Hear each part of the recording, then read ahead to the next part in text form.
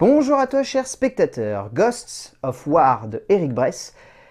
C'est un film qui m'intriguait parce que déjà il a été présent au festival de Gérardmer de 2020 si je ne me plante pas. Il a eu un certain impact là-bas mais sans plus, ce qui je pense l'amène à sortir directement en DVD à l'heure actuelle, plus d'un an après sa présentation là-bas et après avoir fait des scores assez catastrophiques sur son territoire.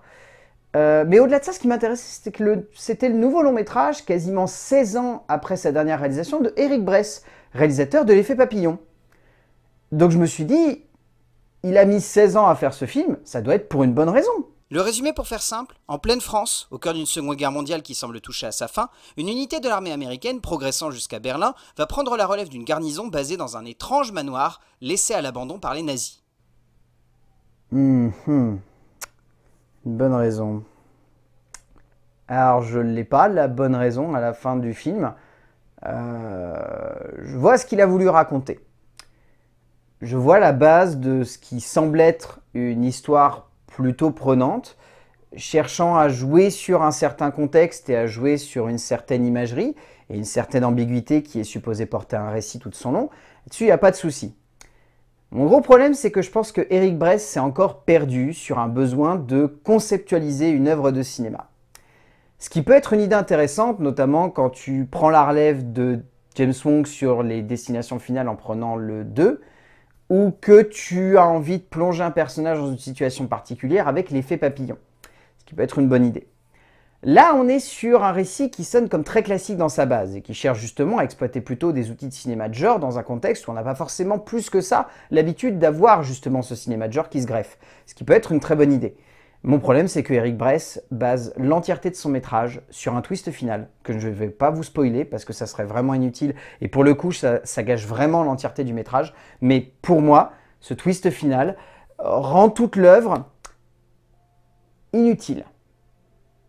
Et c'est un faible mot. Certains auteurs ont parfois besoin de prendre du temps pour poser un métrage qui se doit de sonner comme détonnant dans son genre. Et clairement, le cinéma entourant les guerres, mondiales ou bien plus régionales dans le monde, se pose comme des sujets demandant beaucoup de recul.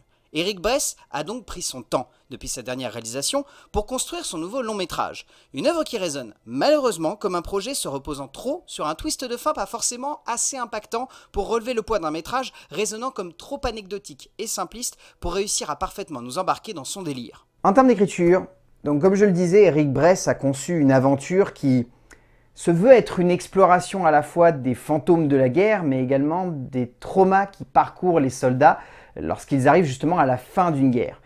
Ce qui est une idée très intéressante, encore une fois, je tiens à saluer le fait que Eric Bress il a vraiment cherché à exploiter un contexte, un décor et une ambiance qui vont porter des thématiques et des raccords, on va dire, historiques et humains, qui sont très intéressants et qui permettent justement à la narration de partir dans des directions où justement le spectateur est souvent questionné, est souvent mis dans une position où il doit se mettre à la place de ses héros. Et ça joue beaucoup justement sur la présence de ces héros très charismatiques d'ailleurs. Mon problème c'est que on a beau construire ça, et Eric Bress s'en sort plutôt bien durant une majorité, il a beau construire ça, pour moi tout est plombé par la fin de l'œuvre qui ne sert qu'à apporter un surplus, on va dire, de contexte. Et ce surplus de contexte pète l'immersion du métrage. Et pour moi, la pète vraiment. C'est-à-dire qu'au moment où ce twist arrive, tout ce qui s'est passé avant saute. Et on se dit « What ?» Et on n'arrive pas à sortir ça. Et le souci, c'est que ce fameux twist arrive 10 minutes avant la fin du film. Donc les 10 dernières minutes semblent vraiment en mode « Il y a un nouveau film qui va se lancer ?» Et en fait, non, c'est la fin. Et c'est pour moi très problématique, parce que ça aurait pu avoir de la force d'impact, ça aurait pu être vraiment marquant. Ça l'est pas parce que c'est pas intéressant en fait.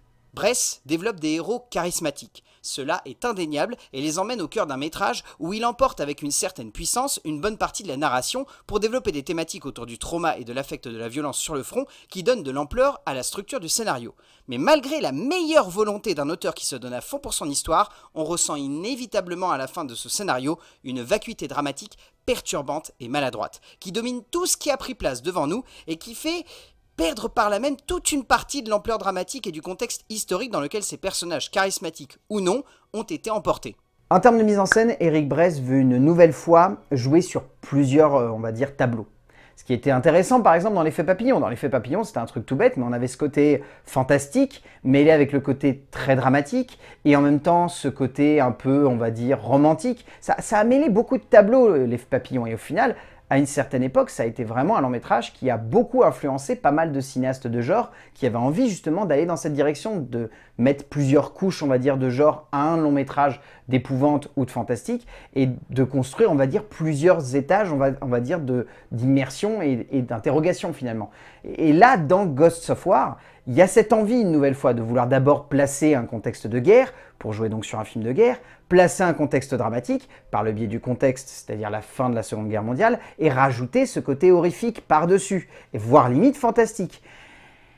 Et il y a un autre échelon, encore une fois, que je ne spoil pas, qui est l'échelon final, l'échelon du twist. Donc ça veut dire qu'on a 1, 2, 3, 4 niveaux de lecture différents sur ce long métrage. On est encore un cran au-dessus de l'effet papillon. Donc c'est possible que Eric Bress se soit un peu perdu justement là-dedans, et qu'il ait voulu jouer sur trop de tableaux.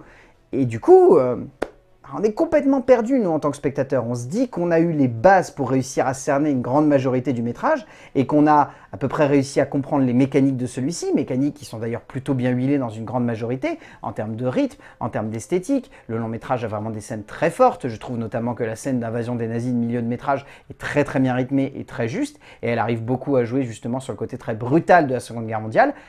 Mais encore une fois, tout ça ne sert qu'à amener ce quatrième étage qui pète en fait l'intérêt des 3 précédents. C'est comme si on était monté tout en haut et qu'en haut de l'immeuble, on découvrait que y avait une petite échelle sur le côté qui permettait d'accéder directement à cet étage. Eric Bress est un metteur en scène qui sait user des bons outils pour porter une certaine ampleur dramatique et donner lieu à des séquences qui marquent l'esprit du spectateur. Mais ici, il est indéniable que ce qui a longtemps fait la force de son cinéma résonne comme trop vague pour tenir cette œuvre.